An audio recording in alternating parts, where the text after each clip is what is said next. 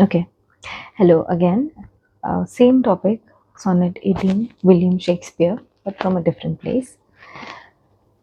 So, in the previous classes, rather in the previous videos, we have discussed about what is a sonnet and who was William Shakespeare and what kind of sonnets did he write, right? We should remember that we talked about sonnet sequence because that would be helpful in the coming time. So, Shall I Compare Thee to a Summer's Day is the name of Sonnet 18 written by William Shakespeare. The poet begins by asking the question, Shall I compare thee to a summer's day? It is a rhetorical question. The answer is self contained in the question. Thou art more lovely and more temperate. The poet says that you, my dear, are more lovely and more temperate, more balanced. Okay. Rough winds do shake the darling buds of May. Rough winds. The summer wind is kind of rough and it shakes the buds. Buds can represent the delicacy of nature and the delicateness of nature. While on the other hand, this whole natural phenomenon of summer is a bit rough. And summer's lease hath all too short a date, that the time for the summer being present is very short. Sometime too hot the high eye of heaven shines. Sometimes too hot the eye of heaven shines. Now, what do you mean by the eye of heaven? It is a metaphor for sun, and often in his gold complexion dimmed. Sometimes, when the weather is cloudy, even the sun is shaded by the cloud.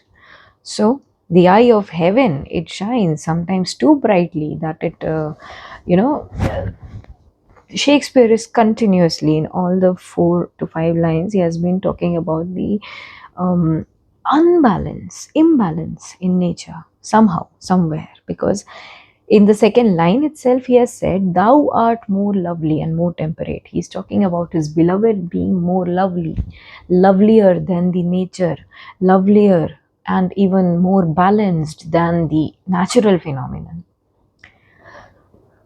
And every fair from fair sometimes declines by chance or nature's changing course untrimmed. Even the fairest of the fair, the most beautiful, we can call fair as if it's talking about the beauty, and beauty is very short lived, or we can say that it is ephemeral. Everything, every beautiful element in this world is rather ephemeral. But your beauty, beloved, your beauty is eternal. But thy eternal summer shall not fade. As I said, that your summer is not going to fade. By chance or nature's changing course untrimmed, what does this mean? So, every beautiful thing is somehow tested by time, and every fair thing declines. But by chance, either by some coincidence or something, or nature's changing course untrimmed, that nature is a constant thing and it is going to change. Nothing in this world is permanent, rather everything is temporary. But your eternal summer shall not fade, nor lose possession of that fair thou owest, nor shall death brag thou wanderest in his shade. He addresses the person in context, as we have already studied that the first 126 sonnets were dedicated to certain Mr. W.H. or we can call it a fair youth, right? And he's talking to that fair youth and he's saying that your summer or the beauty will not fade, nor will it lose possession of the beauty that you own, nor shall death be able to brag you. Okay, that he says that death as a is a thing which brags. It considers every mortal thing. When any mortal thing comes to its end, the death considers it as its trophy, but you will not be able to um, see that place, or death will not be able to rather um, take you in its clutch somehow. When in eternal lines to time thou growest. But the thing is here, as we have already seen in the first 11 lines, Shakespeare has been continuously describing the beauty of that fair youth, or it's saying that he's saying that summer is more, you know, less beautiful than you, and summer is going to decline, but your beauty is not going to decline. So, this is kind of an exaggeration happening. But in this line, he says that when in eternal lines to time thou growest. This is a thought that needs a second thought, that this fair youth is not some kind of a superhuman, that he is not going to remain there forever. Rather, his memories will be etched in the lines by the poet. Eternal lines to time thou growest. That lines will going to is going to lines are going to be eternal.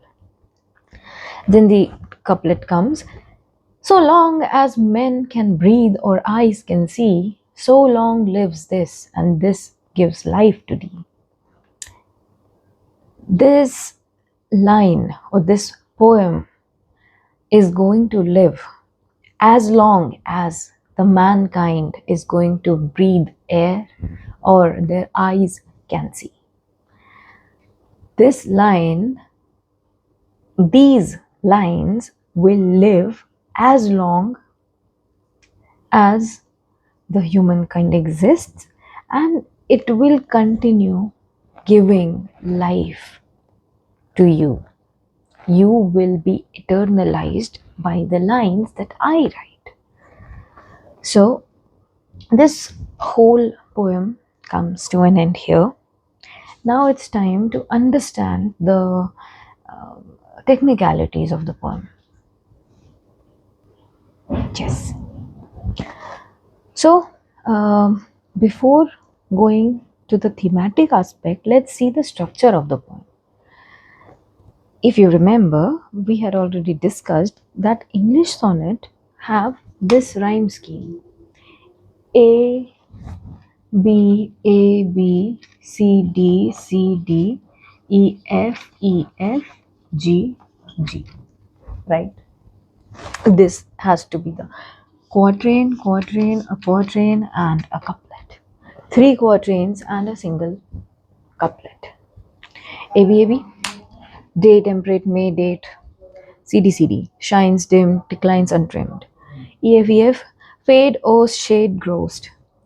G, G. C, D. Done, clear with the rhyme scheme. Then the second thing is we have a concept of changing of thought. Okay. In the line 1, 2, 3, 4, 5, 6, 7, 8, 9th, 9, 12. Yeah, I think, yeah. But thy eternal summer shall not fade. The idea of the whole poem changes here. So there is a turn of thought. It is called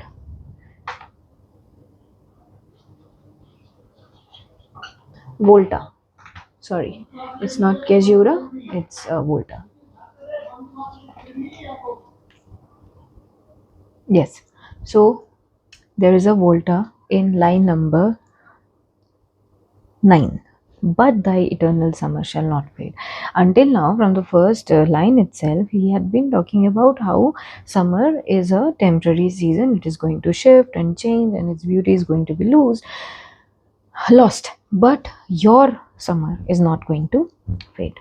So this is about Volta. And the next thing is the first line, shall I compare thee to a summer's day? That is a rhetorical question, which means it has an answer to itself. This type of question is not asked to get an answer. For example, if I say in a class, there are students who come to class very late, okay? That is the situation. And I know this has been a pattern for so long that people or the students, they come to class very late. So the teacher is now frustrated, and they are asked one day what happens.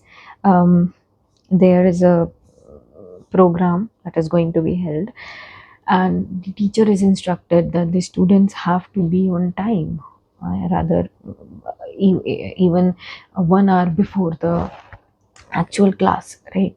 So the teacher comes to the class and informs about this to the students, and then he asks a question.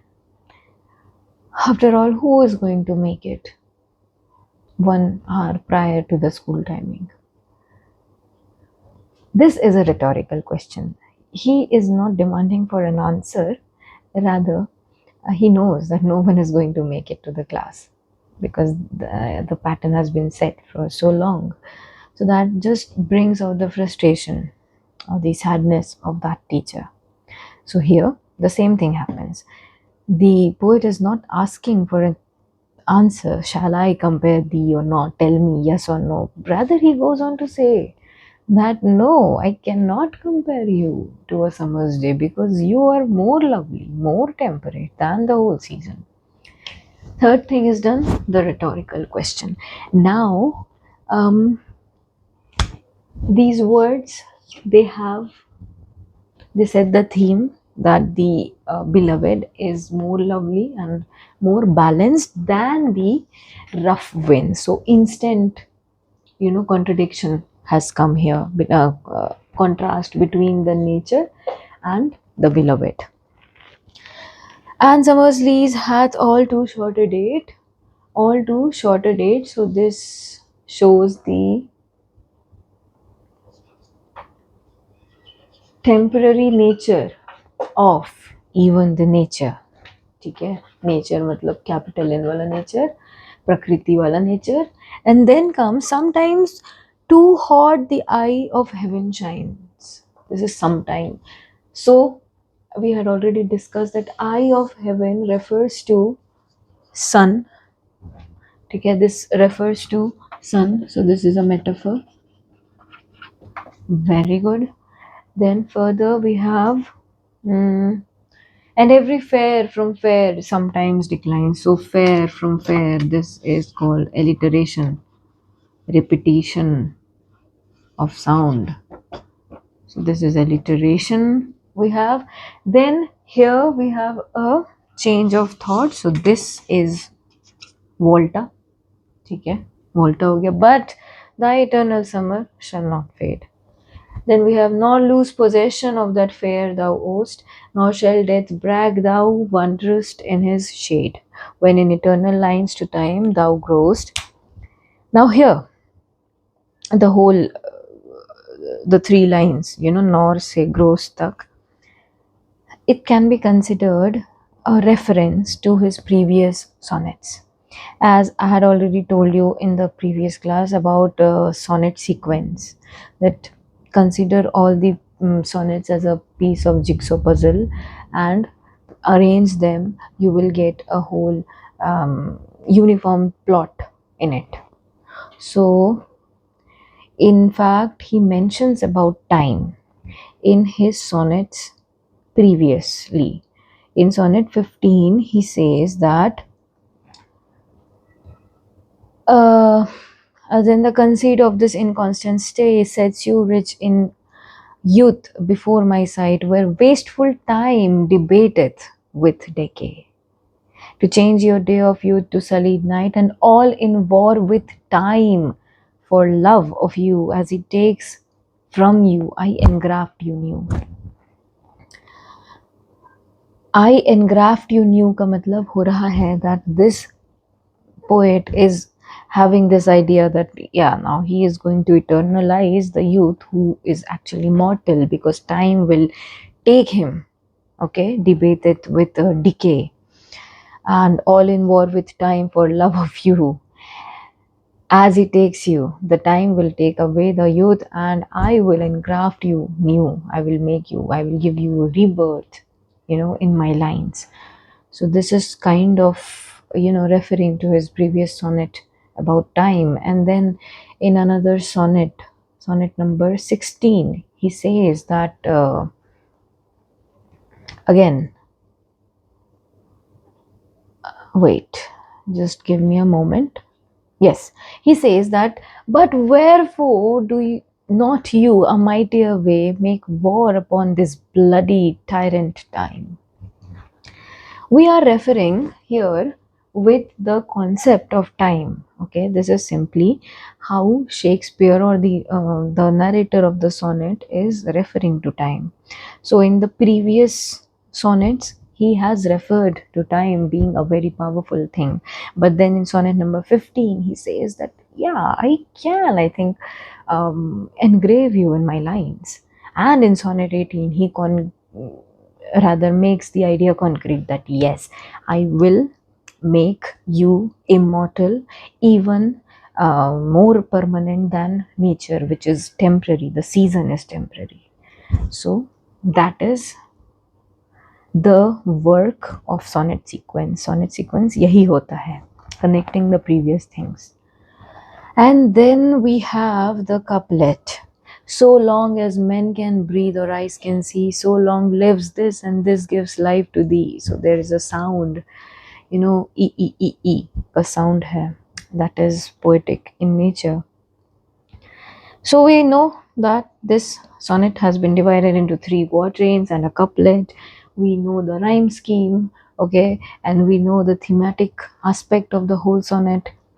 We have also looked at other sonnets, and just for a quick revision, sonnet number 1 to sonnet number 17 is about procreation. He has been asking the youth constantly, emphasizing on procreating in order to keep that beauty in the world, to preserve the legacy of its beauty.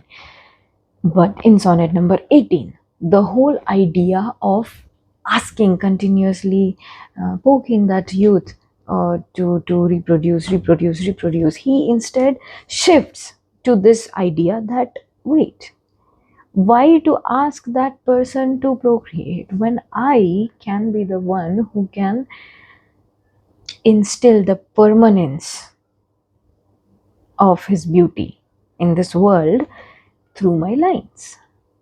So that's just a simple analysis of the whole poem. I hope I could connect you with the little percent of whatever Shakespeare wanted to say in his sonnet. So, yeah, that's all for the video. Thank you.